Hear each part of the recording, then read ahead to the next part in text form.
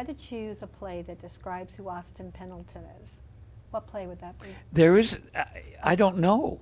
Really? Yeah. I honestly There isn't a can't. play that you went, oh my God, that's so me. No, Really? absolutely. I made an actual conscious decision not ever to do that. Wow. Yeah, yeah. But you haven't read a role and said, oh my God, they had me in mind. When I was quite young, I did, but I I stopped that after. This isn't about wanting to do a play. This is that it says who I am. Well, this is going to sound ludicrous, but I whatever part anyone gives me that I'm free to do, Mm-hmm. I just say, oh, this is that part, and then try to make that turn into convincing behavior in the part, you know. Now, when does the Glass Menagerie play at the Wild Project? The first performance is October 3rd, and it opens officially October 9th. And it runs into very late October. Mm-hmm. Besides Glengarry, Glen Ross, is there any other projects that you have lined up that you're doing? Yes, there are two that I know of. I'm going to Boston because my sister lives in the Boston area. I like to go to towns where I have a sibling. Aw, how many siblings do you have? Two. I have a brother in Cleveland, and we have a younger sister in the Boston area in Lincoln, Mass. And my sister Margaret and my brother Alec is in Cleveland. And there's this theater in Boston that I keep working at Which one? called New Rep. Okay. I played King Lear there. I played Waiting for Godot there, and I played the Marquis de Sade in Quills there. Oh, I love that play. Oh, that's great. That's like one of my favorite plays. It's a brilliant play. And then I've directed their Fiddler on the Roof a couple years ago, and co-directed 1776. And they did the play I wrote, Orson's Shadow, there. And now I'm going to play Fagin in Oliver. In November.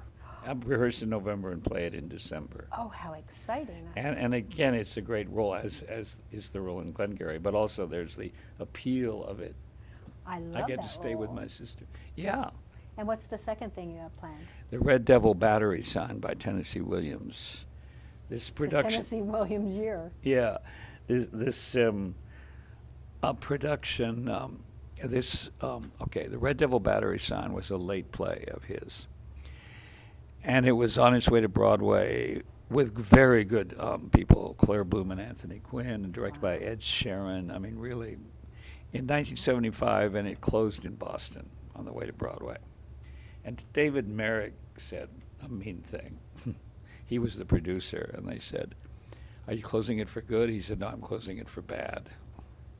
Don't talk about it. Did David Merrick ever say a nice thing? Yeah, but that one was particularly, you know, and I mean, he was a brilliant producer. My friend was married to him. Really? And he brought a lot of very exciting theater to Broadway and entertaining theater. That's true, he did do that. He did, and you can never not acknowledge that. But I thought, come on, kick them while they're down. And that was going to be Tennessee's comeback. And I'd read the script. Some friends of mine were auditioning for it. I read the script. And I thought, this play doesn't quite work. It's very ambitious and interesting. So what happened is, it was that Tennessee did what he always did. He picked himself up. And it was done in London, directed by and acted by Keith Baxter. Mm. And I wasn't really quite aware of this. And then he did rewrites in it. So now there's this company called La Femme. I've directed several productions of theirs in the past few years. And the woman who acts in and who gets involved in the productions, Jean Lichty, she got hold of this. They finally published the revised script he did for London. Now, when he wrote it, when Tennessee rewrote it for London, it got some really good reviews. Oh, good. Now, they did a very highly truncated version of that new version, which I didn't get to see here in New York a theater then called the WPA Theater with Oh, yeah. with no less than Elizabeth Ashley, and that Love her didn't voice. quite work.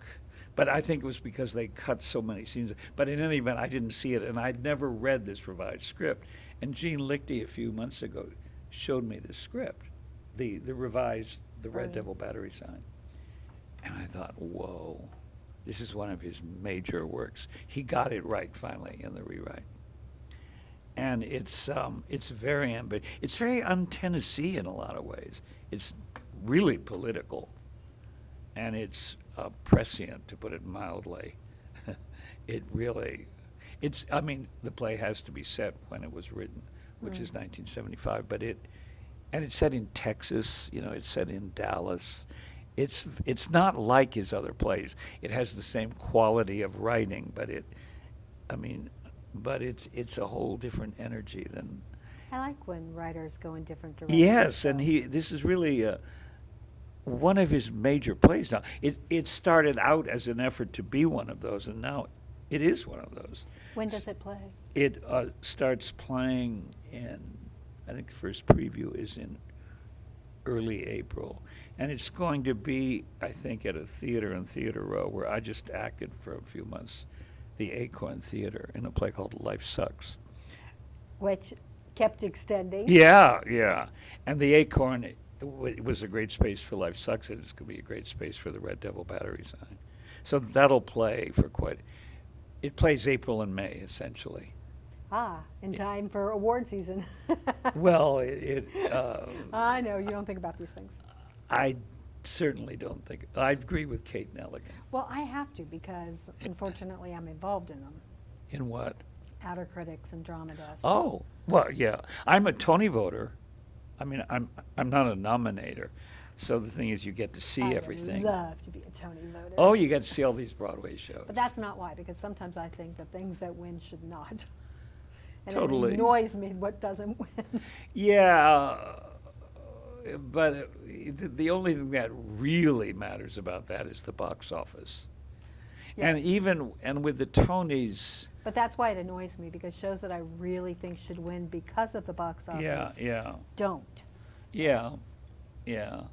But that's as old as time. I know, but In the Neanderthal age, they were nominating people. I mean, it's no, I agree. basic as human nature. How do you compare an apple? Exactly. You can't. Yeah, the people who say, like, for example, George C. Scott used to say, there shouldn't be these things, but people love it. Well, you kind of, in a strange way, you need them so that, Yeah. especially with the Outer Critics and the Drama Desk, because then companies get noticed. Yeah. And things that you wouldn't necessarily go see Yes. get Yeah.